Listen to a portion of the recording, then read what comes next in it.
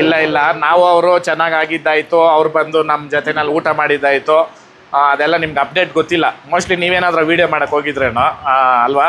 ಅದಕ್ಕೆ ಹೋಗಿದ್ರ ವೀಡಿಯೋ ಮಾಡಕ್ಕೆ? ಓಕೆ, ಬಾರೋ ಅಪರೂಪದ ಮುಳ್ಳಂದಿ. ತುಂಬಾ ಒಳ್ಳೆ ಕೆಲಸ. ನೀವು ಮೀಡಿಯಾ ಹೆಂಗಿರ್ಬೇಕಂತಂದ್ರೆ ಕೆಲ್ಸಕ್ಕೆ ಬರೋ ವಿಡಿಯೋಗಳು ಮಾಡ್ರಿ.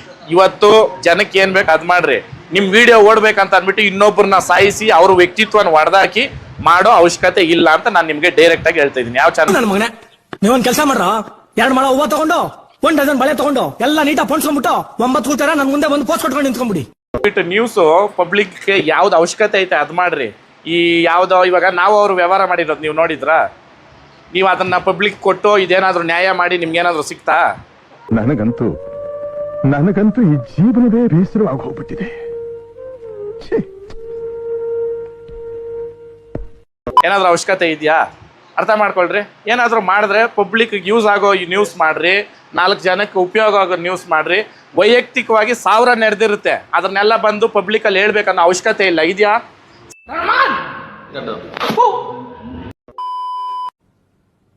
ಅರ್ಥ ಆಯ್ತು ಅನ್ಸುತ್ತೆ.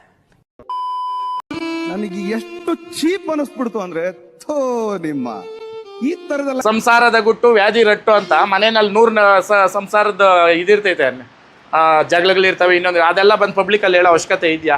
ಹೋಗ್ಲಿ, ಅದು ಕ್ವಶನ್ ಮಾಡೋ ಅಧಿಕಾರ ನಿಮ್ಗಿದ್ಯಾ? ಅರ್ಥ ಮಾಡ್ರಿ ಅಲ್ವಾ? ಎಷ್ಟು ಸಿಂಪಲ್ ಆಗಿದೆ ನೋಡ್ರಿ. ಇವಾಗ ಯಾವ ಬೋಳಿ ಮಗನಿಗೆ ಅರ್ಥವಾಗುತ್ತದೆ?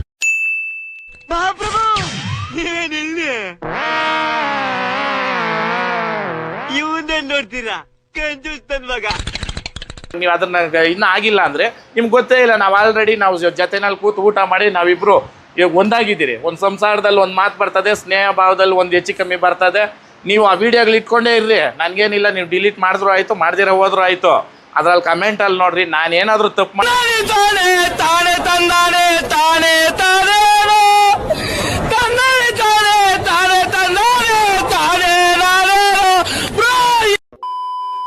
ಏನ್ ತರಿಸ್ಲಿ?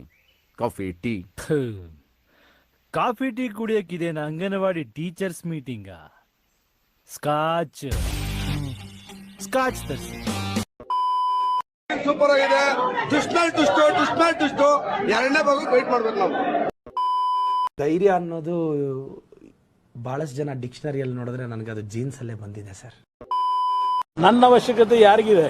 ನನ್ನ ಅವಶ್ಯಕತೆನೇ ಇಲ್ವಲ್ಲ. ಮಾಡಿದ್ರೆ ನಾನು ಬದುಕೋದು ಸಾಕ್ಷಿ. ಬಿಗ್ ಬಾಸ್ ಆಗಿ 1.5 ವರ್ಷ ಆಗೈತಿ. ಇವತ್ತು ನಾನು ಕಂಟಿನ್ಯೂಸ್ ಮಾಡ್ತಾ ಇದ್ದೀನಿ ಪ್ರೋಗ್ರಾಮ್ಸು. ಆ ಕಾರಣ ಯಾಕಂತಂದ್ರೆ ಜನಗಳು ನನ್ನ ಮೇಲಿರೋ ಪ್ರೀತಿ, ನಾನು ಅವ್ರಿಗೆ ನಡ್ಕೊತಾ ಇರೋ ರೀತಿ, ಇವೆರಡೂ ಕರೆಕ್ಟ್ ಆಗೈತೆ. ನಾಲ್ಕೆ ಆಲ್ಟ್ 2 ಕರೆಕ್ಟ್ ಆಗಿದ್ರೆ ಕಲ್ ಮೇಲೆ ಹೋಗಿ ನಿಂತ್ಕೊಂಡು ಭಗವಂತನ ನಾವು ಬೇಡಿದ್ರೆ ಅಲ್ಲಿ ಏನಾದ್ರು ಸೃಷ್ಟಿ ಮಾಡ್ತಾನೆ. ಕರೆಕ್ಟಾ? ಆ ಕಾರಣಕ್ಕೆ ಸತ್ಯದಿಂದ ನಡಿಬೇಕು. ದಯವಿಟ್ಟು ನೀವು ಮೀಡಿಯಾದವ್ರು ಹೆಂಗೆ ಅಂತಂದರೆ ನಿಮ್ಮಿಂದನೇ ಎಲ್ಲ ಹೊರಗಡೆ ಇರೋದು ಒಳಗಡೆ ಇರೋದು ಎಲ್ಲ ಬರೋದು ಪಬ್ಲಿಕ್ಗೆ. ಬಟ್ ಯೂಸ್ಫುಲ್ ಆಗಿರೋದು ಕೊಡ್ರಿ. ಸುಮ್ಮನೆ ಅನ್ವಾಂಟೆಡ್ನ ಯುಗಾದಿ ಕಳೆದರು ಯುಗಾದಿ ಮರಳಿ ಬರುತ್ತಿದೆ, ಹೊಸ ಅರಸಕ್ಕೆ ಹೊಸ ಅರಸವ ಹೊಸತು ತರುತ್ತಿದೆ. ನೀವು ಪದೇ ನ್ಯೂಸ್ ಮಾಡ್ರೆ ನಿಮ್ಮ ಚಾನಲ್ಗೂ ರೆಪ್ಯುಟೇಷನ್ ಕಮ್ಮಿ. ಆ ಬರ್ತಕ್ಕಂಥ ಕಮೆಂಟ್ ಅಲ್ಲಿ ನಿಮ್ಮನ್ನು ಅವ್ರು ಕೇಳಿರ್ತಾರೆ ಕೆಲವೊಂದು ಪ್ರಶ್ನೆಗಳು, ಅದಕ್ಕೆ ನೀವೆಲ್ಲ ಉತ್ತರ ಕೊಡೋಕ್ಕಾಗಲ್ಲ ಅಲ್ವಾ? ಅವಶ್ಯಕತೆ ಇಲ್ಲ ಅಣ್ಣ. ದಯವಿಟ್ಟು ಒಳ್ಳೇದು ಮಾಡ್ರಿ.